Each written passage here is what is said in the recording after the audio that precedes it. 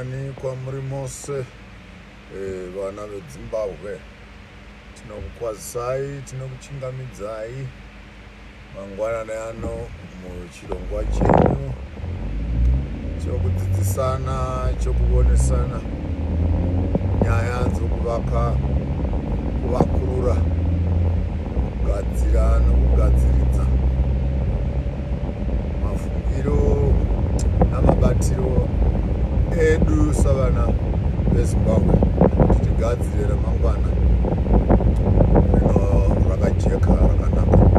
Mundiregereravo nhasi ndanzi ndimanye kuuya kustudio na10 na11 iko zvino, saka ndandichiti ndichatanga ndoita program yenyu ndakagara paimba ndozomanya, asi kwaini ndichiuya iko zvino, saka ndikati mongondiregereravo pamusoro ndongotaura ndichifamba.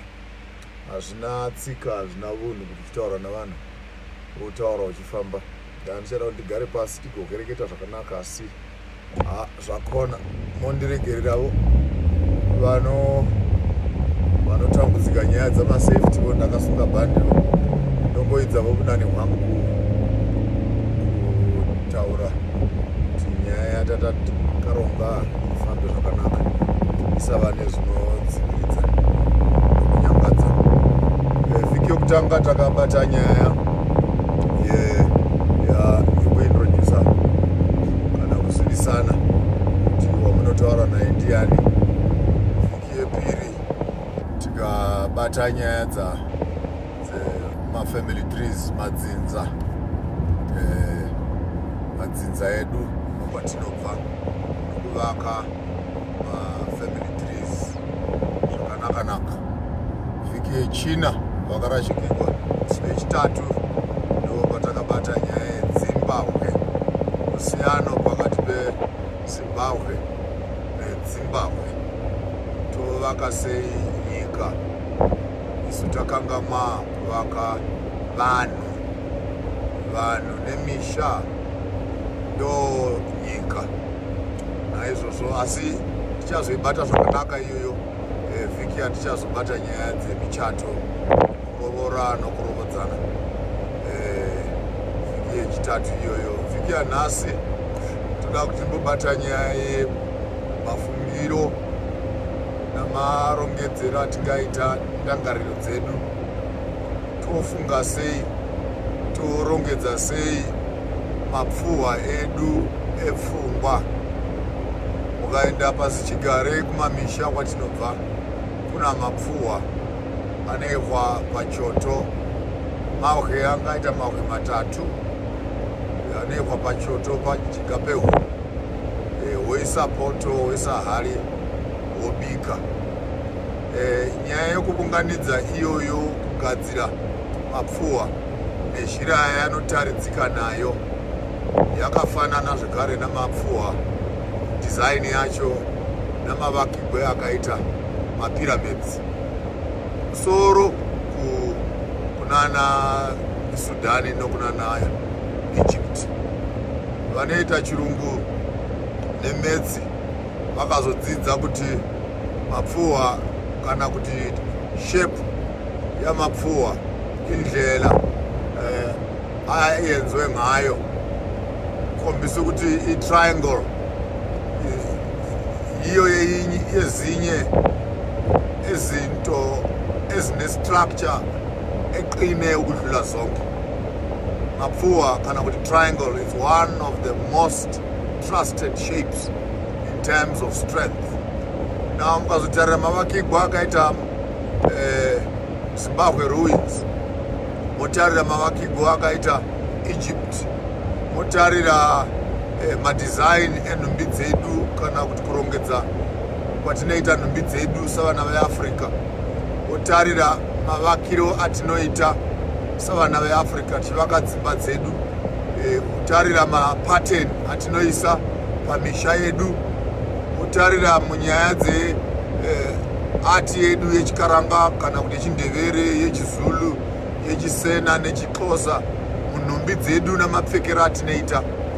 Uchangokaruka woona kuti shape yetriangle inoramba ichingobuda mukati mamavakiro namagadziriro atinoita zvichititaridza kuti mavambiro edu savana veAfrica dzinza redu nderimwe, nokuti mashandiro atinoita namadesign atinoita anotaridza kuti tinovukama, tinokubatana.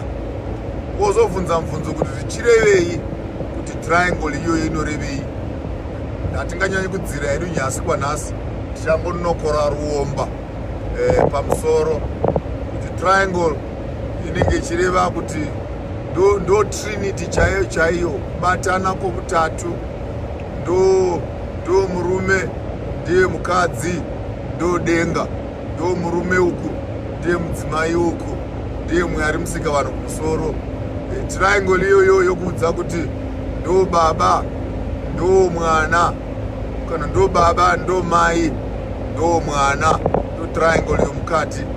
Wozobvunza zvakare kuti chireve chii kana ari munhu, munhu mweya, munhu nyama, munhu ukama navamwe. Saka dimensions of the human psychology. Muona kuti triangle remains solid on the ground.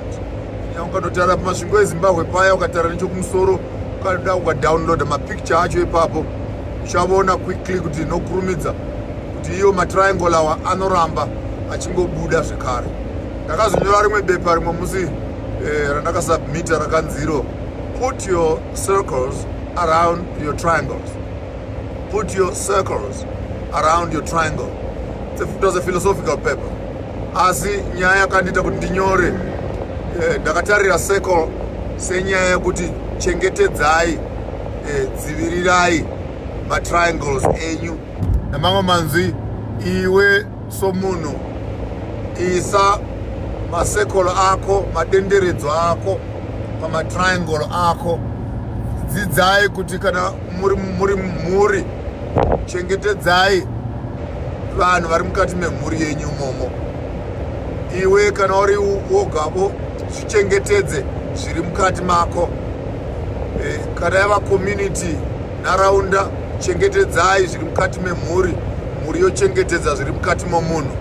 Kana mava nyika, chengetedzai zviri mukati mecommunity, community kuchengetedza mhuri, mhuri gochengetedza munhu, munhu ngaazvichengetedzevo. Saka zvinotanga kutaridza kuti if all of us are aware, very much aware of the complexity of our creation, what is it? Kuyini okusihleli ngaphakathi, singenza njani ukuzivikela ukuthi lokho esiyikho khona kungamoshakali, kungalimazeki. Ngakho umuntu nomuntu ufanele aqaphele kakhulu, acubungule, ananzelele ukuthi engenza njani ukuthi yena akwazi ukuzigcina nokuzibheka nembeko nangenhlonipho. Ma umuntu esenayo imbeko, uyakwazi ukuqelisa nokwelula isandla akhe umuzi, akwazi nokugcina futhi, ngoba lento akwazi ukuzenzela yena ngakuyena uyakwazi ukuyenza xa esemndeni.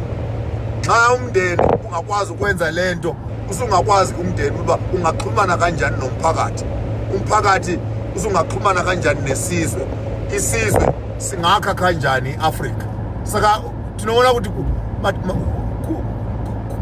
nhamo yataita huru, tinoda kuvaka zvinhu zvikuru tiri mukati mendima yokuputsa zvinhu zvidoko. Kuvaka zvinhu zvikuru, vanhu vari mukati mokuputsa zvinhu zvidoko. Vanonyora chirungu vanotivo big doors, they hang on small hinges. Big doors hang on small hinges. Namamwe manzwi, mukova kuti ubate zvakanaka unonge wakarohwegwa nechikwangwani chitokotoko chiri seri kwomukova. Ichocho ndo chinobata mukova. Hachiinzani nomukova. Mukova wakakura asi icho chitokotoko so, asi ndo chakabata mukova.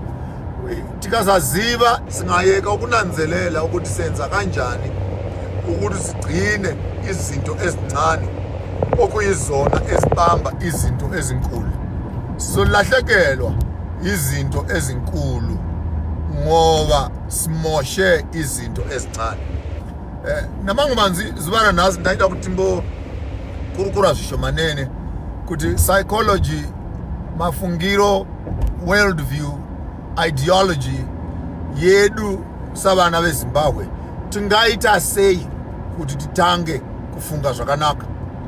Ndangobata zvishoma chikudzaiwo history yedu namasanganirano atinoita nedzimwe ndudzi dziri kuzhe kwenyika zvichibatanidza maEgipita, zvichibatanidza vanhu vokuSudani, zvichibatanidza vanhu vokuEthiopia, zvichibatanidza navanhu vari kuno kuSouth Africa. Inongova mhuri imwe, vana vokwavantu, vanhu, buntu, munhu. Mabhodha namapasipoti akauya navarungu, munozviziva izvozvo.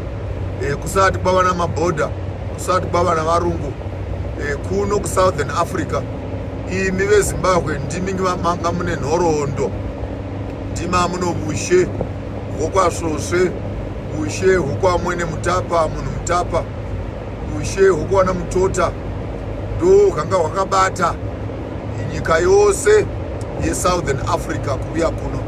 Saka musazvitarisira pasi savana veZimbabwe. Mune nhoroondo yakanaka, mune nhoroondo ino huremu, mune nhoroondo ine chiremekedza.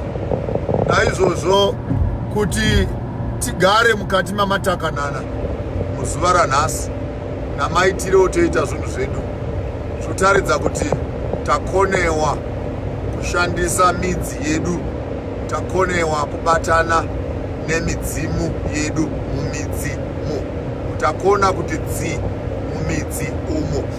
Tikadzidza savanhu vane njere kuti madzishe edu azuro akaita sei, akashanda sei kuti vavake mushe, vavake umambo, vavake nyika yeZimbabwe. Tikadzidza nokuvona nokuongorora, tinoona kuti vaigona kuchera zvirimwa zvavo, zvichegwa zvavo, vaigona kurima zvirimwa zvavo, vaigona kuchengetedza nyika yavo. Nhasi tapararira kuzhe kwenyika tichitiza nhamo dzokumusha kwedu kweZimbabwe. Munoziva nechirungu kunonzi the world does not tolerate a vacuum. Nyika haigoni kugara musina chunhu.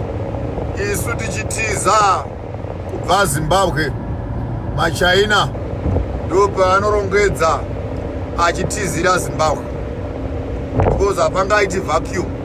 Kana mati nyika yenyu hamuidi, vamwe vanoida nyika iyoyo. Tongopopota tiri kuno kunyika dziri kure, vamwe vachingoita kanzatu kubvanganyura nyika yedu. Nokuti asi tikadzidza kuti zuro madzishe eZimbabwe vaichera mangura dzavo, vaichera goridhe ravo, vaichera zvichegwa zvavo vachitengeserana nedzimwe nyika. Saka tine nhoroondo yeindustry. We have the DNA of a mining industry. Hatisi vatete panyaya yokuchera, hatisi vatete panyaya yokupfuura nokuvaka zvinhu. Tinotova nazvo mukati meropa redu. Tikagona kutarira ipapo kuti simba guru reZimbabwe rinowanikwa mukati mezvichegwa zvatinazvo. Ndakamboverenga umwe musi kukai kune zvichegwa zvinoita 82 zvinoita 100 zvinotsvakwa zvikuru sei mukati menyika yedu, mukati menyika yose pasi tenderere. Asi nyika yeZimbabwe kuzvichegwa izvozvo tine 82. We are one of the highest, well-balanced mining industry in terms of raw material. Zvakavungana zvokuti tinotova nenhoroondo yazuro inotidzidzisa nokutiudza kuti ndo mavakigwa atakaita Zimbabwe. Ndaverenga kukwera zuro ndovunga nechitatu, ndikawa moyo wangu uchidzana chose. Kwai masvingo nechiredzi, vose vanobva masvingo nechiredzi netirango vanobva muringo mine zvichidzira kuenda munana bhikita umo. Masvingo yose ya kwaita ngoda, kwaita madiamonds, kwaita goridhe rashupa. Zvakabuda nechitatu nechina vhiki yapera kuti tofunga chabvondoka zvekare mukati meZimbabwe. Inyika inofarigwa nemidzimu, inyika inofarigwa naMwari, inyika inofarigwa nedenga. Handizivi kuti ungati iwe samachitendero chako chinokutendera kuti uti chii. Usaita hasha, unoti midzimu rega ataure, unoti ndiJesu rega ataure, unoti ndezvepasi chigare rega ataure. Musangorovana miromo nezvinhu zvisina maturo, nokuti madzidzisiwa kuti zvinoshanda sezvizvi hazvichashandi sezvizvi. Nyika inyika iya inodikamwa, inofarigwa nevhu rayo. Kwaita goridhe, kwaita madiamond mumasvingo nomuchiredzi nomutirango. Izvozvi tichitanga kutaura news dzichibuda idzodzo, maJerimani, maEnglish, maChina vose vari kumanyira Zimbabwe kundonokora ngoda idzodzo. Isu kuno tichishanda mumakicheni, tichidhiraivha zvimota, tichingotambura seizvozvi. Ngatitamburei nenyika yedu. Vanobva masvingo chitotumirai zvimasendi kutenga zvimishina zviya zvokudhitekiта madiamond namagold, kutumire vanhu kumusha vandonokora vawane chouviri. When the nation is in trouble and nature and the universe decides to respond with solutions, and yet the people who need the solutions cannot be found at the place of delivery, poverty continues to reign amongst them. Nyika yedu kana yakomboregwa iwe usipo, zvichadliwa nevaripo, zvichadliwa nevaripo. Ngatidzidzei savanhu veZimbabwe kuti DNA yedu, history yedu yanga iri history mining industry. Pamusoro pemining tine architecture, kuvaka nokuvakurura zvinowanikwa mumahistorical sites edu, kuti in terms of construction we needed to harvest the knowledge of ancient architecture and package it and sell it as a product for the international community. I mean in terms of intellectual property, IP. Injere idzodzo dzatinofanira kuona kuti tingaita sei to beneficiate or to further harness and improve and preserve that technology which is found in our historical archives. In particular mentioned the Great Zimbabwe ruins and the Kami ruins. Zvinotipa nhoroondo yakanaka education and knowledge yedu yokuvaka nokuvakurura. So we have that industry that can also be harnessed. And thirdly, kuchitatu tine farming, kurima chaiko. Vana veZimbabwe munogona kurima, vhu renyu rakanaka, agriculture yenyu, kurima kwenyu kunogona kusimudzirai nyika. But chandanchigwana kutaura pamusoro pacho inyaya yokuti kubetsera nyika kuti iende mberi, vana venyika iyo vanofanira kuziva nhoroondo yavo kuti yakamira sei. Nokuti ukasaziva kuti razuro rako ranga rakamira sei, haungazivi kuti ranhasi rakamira sei, haungazivi kuti ramangwana rako rakamira sei. Saka muhistory medu, muDNA medu, tinofanira kudzidzisana nyaya yokufunga. Mafungire edu ngatifungei savanhu, ngatifungei chivanhu. Kana tichifunga chivanhu chedu hakuzi kupfeka nhembe, chivanhu chedu haisi svina, chivanhu chedu haisi nyaya yekungoroyana, chivanhu chedu haisi nyaya yekushaya dzidzo, chivanhu chedu haasi matakanana, chivanhu chedu hakuzi kudla mbeva nokuita zvinosemesa. Nokuti vanhu vazhinji kana vatanga kudzidza vanotanga kusema chikaranga, vanotanga kusema tsika dzavo, vanotanga kusema kwavanobva. Hazvizi izvo, razuro renyu rine mbiri, razuro renyu rino ugaro, razuro renyu rine chiremekedza. Naizvozvo kana wakatarira razuro, ukatarira nhoroondo yenyu, ngatidzidzei munhoroondo yedu kundonokora kuti madziteteguru edu anga asingangodyi mbeva chete, vaitogona kuchera zvichegwa, vaigona kurima zvirimwa, vaigona kuvaka nokugadzira maartifacts emhando yapamusoro. Takati tova netrading, the trading industry, tichitrada namaphoenicians namachina kare varungu vasati vavuya. So don't undermine your history because of colonial education, which has come to present itself as superior to African culture. Muchokwadi chose razuro isu patanga totanga kutrada muno muZimbabwe. VeBritain vanga vasati vatanga nyango kuvaka chinonzi palace, vasati vatanga nyango kugona kugeza. Dzidzai ipapo panondinakidza chose. VeBritain vanga vasingagezi, vaigeza kamwe pavhiki. Baba vogeza, kana vapedza kugeza namai vogeza, vapedza kugeza vana vozogeza mukati mesvinda, vasingagezi vanhu vaya. Kana uchizonzwa tsumo iya inoti don't throw away the baby with the dirty water, it's actually literal. Nokuti mvura yacho yati kana yasviba chose ndomunzi vana ngavachigeza umomo. Kana wototevura mvura wototevura zvose nesvina yavana. Isu kuno kuZimbabwe, we are not coming from disillusioned, disorganized, poverty-stricken, uneducated, underdeveloped, underutilized, under-industrialized, under everything else. We don't have such a history. We have an illustrious history. Beautiful history. Kana tikatanga chakungoti makazosema henyu nyaya dzenhumbi dzenyu dzavana veZimbabwe mufarira matai.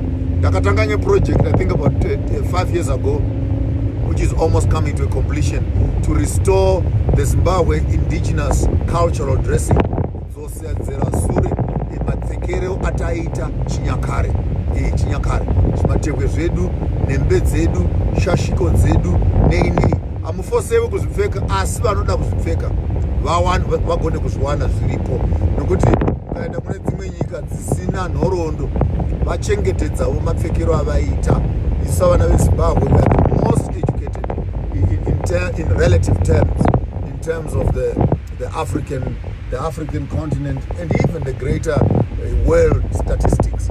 But in the midst of our education, we lack a genuine, authentic love for our culture. We lack genuine, practical application in terms of us presenting ourselves and parading the glorious history that we have.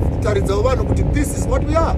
Tinongotaura nyaya yemazvingo eZimbabwe neine yotoperera ipapo katika ngoma ruviri. That's all we have in terms of a history. Kana totaura nyaya dzebudzamu nobuwandu hwehistory yedu, uchaona kuti tarasha zvinhu zvakawanda. Ukaenda kumagoogle izvezvi ukanotsvaka mapicture ana munhu mutapa, mapicture ana mbuya nehanda, mapicture ana kaguvi, mapicture ana robhengura nei. History yedu yakanyogwa zvakanaka irimo, mapicture arimo, mapfekero avaita arimo. Asi kazhinji uchaona kuti isu tinoramba tichingova vanhu vasina tsika, vasina nhumbi dzacho. We are just colonized. Actually, I'm Zimbabwean. Saka ganditaure. Hakuna vana veAfrica vanofarira chirungu savana veZimbabwe. Hakuna pasi rose, hakuna vanhu vanofarira chirungu kudarika vana veZimbabwe. Kuzoda kutaura chirungu kudarika vene vacho, kuzoda kuita zvinhu namapipi kudarika vana vechirungu. Ugotarira kana vapinda munana Britain, vakapinda munana America, vatakamboenda uko, unoona varivo vari mberi mumadisco, varivo vari mberi mukupfeka nhumbi dzinoshinya, varivo vari mberi mukati mukutaura chirungu nokungomanya. Woshayiwa kuti mashayiwa zvokwenyu here. Ugotarira competition yacho, aikona man, aikona. Handizivi ndingakubetserai sei, asi dzidzai nokukurumidza kuti musamanyira zvinhu zvavamwe muchiita vundhire nezvinhu zviri zvokwenyu. Dzidzai vokufarira zvinhu zvenyu savana veZimbabwe. I'm not asking you to be primitive. I'm not asking you to be ancient. I'm not asking you to be uneducated and be substandard. But I'm saying let's have some sense of self-preservation, some sense of self-dignity, some sense of self-worth and self-respect. Hakuna uchavuya kuzotidzidzisa kuti tigone kuzvidzora nokuzvibata. But torewo zvinhu zvedu zvakanaka zvechikaranga chokwedu zvatinoziva zvakarurama topunganidza tovuya nazvo kuno, zvingava zvirimwa zvedu, ingava mishonga yedu, ingava architecture yedu, ingava goridhe redu, ingava kugona kurima kwatinoita, chingava chivanhu chedu, zvakanaka zvatinazvo zvomunyika yedu zvechikaranga zvokwedu zvatinazvo, ngatipunganidzei tiuye nazvo kuno. Kana tosangana navamwe inenge rava dehwaka, tinenge tichiti uyu waviya nechake, uyu waviya nechake. Hatingaindi kuworld market, dzidziso hatina, nhumbi hatina, goridhe hatina, chivanhu hatina. Tongoenda tichingova mazengeya, mahari dzafanzirofa, tichingova mawendefa anondonokora zvose zvinowanikwa kuzhe kwenyika. Rurimi tinorasha. We bring nothing. We bring nothing to the world. We contribute totally nothing. We walk into the world market just as empty vessels who are waiting to be filled by the Western world. It's embarrassing.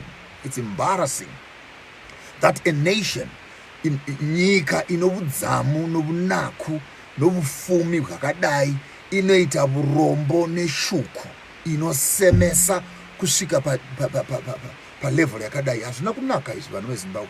Asi vanogona kuzviita nokuti kana vakagona kubvanganyura mafungiro atinoita, vakabvanganyura mavonero atinoita, vakabvanganyura kuremekedza kwatinozviita namabatiro atinozviita, uchaona kuti you can do anything with the people that does not know themselves.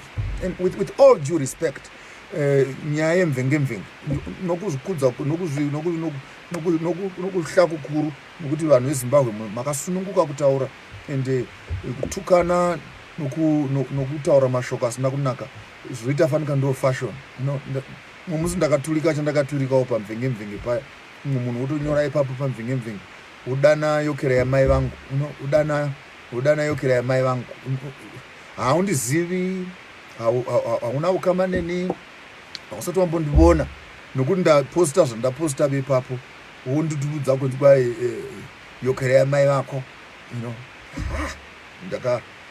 Pfungwa dzangu dzikapinda mvura mbichana, ndikati kana kuri kuti kudzidza kwataita muZimbabwe nefreedom yatinayo yasvika palevel yokuti tinogona kutukana mukati mepublic, tichitukana mukati moruzhinji, tichivudzana mashoko anosemesa, tichivudzana zvinhu zvisina maturo, vanhu kutofarira kuti tinotaura zvatinoda nenguva yatinoda, hakuna unotidzoredzera. Kudya marutsi hakuzi kukomba meni. Ngativeivo nenduramo nokuzvibata. Nyange uchitaura navamwevo, tauraivo norurimi rwakanaka, tauraivo norurimi rwakanaka, rurimi gunugunu, nokuti mumwe akakutaudza vachidero zvinokugwadza izvozvo. Hativaki nyika nokurotomoka, nokutuka, nokutaura zvinhu zvisina maturo. Hazvina vunhu kudero. Haungapukuti madhaka pano umwe munhu iwe ukasara namavoko akachena. Ngativei nemiromo yakachena, ngativei nemitauro yakachena, ngativeivo nokuremekedza, ngativeivo nechiremerera umwe noumwe kuno umwe. Musataridza kuti musoro hamuna zvirimo nokuita rozhani mukati momuromo. Kana magetsi omumusoro akadzimwa umwe, vhara mukova, nokuti rima rinowanza kubuda mukati mameno richitaridza rima riri mukati momusoro. When the lights are off in your mind, keep the door closed. Darkness is a way of creeping through your tongue to show the amount of ignorance that lingers in the corridors of your thinking. It's totally unacceptable that as a nation we can actually have a trophy of being vulgar on public media. Huh? That hit me hard. But panasi tidzai kutarira pamunobva midzi yenyu, midzimu yenyu, nhoroondo yenyu, inhoroondo yakanaka, inhoroondo inochiremerera, inhoroondo ine industry, inhoroondo inochera, inhoroondo yakasimba chose. Muti wedu watinogara midzi yacho ukatara kwatinobva senyika, we have a very rich ground on which we are planted as a nation. My challenge for you this morning, panandikukumbirawo makusenano kuti panhasi, let's look back where we are coming from. Ngatitarire kwatinobva, ngatitorei zvakanaka zvatinazvo zvazuro redu tiuye nazvo pane ranhasi kuti ramangwana redu rigova rakajeka. Mondiregerera nokuti ndanichidhiraivha handina kuzogona kuita nyaya ndanchida kuita nhasi nomwoyo wose, saka iyi ndichazoibata vhiki inouya ndichikuintroducai panyaya yatinoti nino the thinking tool, kutora njere dzedu dzobunhu butema, njere dzedu dzavana veZimbabwe todzirongedzera mukati mechitanda. Nemhaka yei madzishe navakuru vakare vaifamba vakabata svimbo dzavo dzakamirira chii? Ukatarira magadzirigwa adzakaita svimbo dzacho dzinenge dzine manyoregwe, dzine rurimi rwakanyogwa padziri zvichitaridza kuti vaifunga, mafungiro avaita ndo magadziriro avaita. So as of next week I'm going to be taking you through a thinking tool, mafungiro, kudzidzisana nokubetserana kuti tinofunga sei. Saka muvuya muri ready, vhiki inouya na 10 o'clock nguva yakafanana tinenge tiri pano kubata nyaya ye-thinking tool. As of today, I wish you all a wonderful day. Respect your history. Water your roots, you will harvest the fruits. Tarira sure kwaunobva, chengetedza, diridza, nanganidza, vona zvakanaka, shandisana zvakanaka nemidzi yako. Ukagona kudira mvura yakanaka mumidzi, unogona kukohwa michero pakati pemiti yedu. Asi fundeni njengabantu veZimbabwe ukunanzelela, ukuhlonipa umdabu wethu, imbali yethu. Sizihloniphe njengabantu, sinanzelele ukuba singaziphathi budedengu phakathi kwabantu, sibe inhlekisa ebantwini bezizwe. Ngakho kwanamhlanje ngizoqeda lapho ke ngithi asibhekeni ngamva lapho esiphuma khona, sikwazi ukubona ukuba nakusasa siqonda kuphi nendawo. Kwangazathi ningaba nelanga elihle, akube cosi kube hele, siyaze sibonane futhi ngeviki elizayo. Tozobonana zvekhare vhiki inotevera tichange tichobata thinking tools. Tozoita Gukura Hundi the following week, because I needed to prepare you first to have a conversation around Gukura Hundi. So I need to do this basic introduction first, then we can move over to the next level. Ndini wokwenyu Maponga Jeshu mwana wa Razaro. Ika tisi vana vaminyuki, vana vanokwara, vana vanduma, vana vachapinduka, vana vadiriri, vana vazibou, tisi vana mukanya wira miti yasose, vana vudzi jena chigara mboko gara mashamba huda, chirera na vana vevanji makumbe mwana mwisindi weshanu, vana chigara mabwe matanda anovora chiramba kusesera mponango kubawa nemasha kumagaro, chirera na vana vevanji hekani waro shoko yangu hii mbereka. Tuonana vhiki inotevera.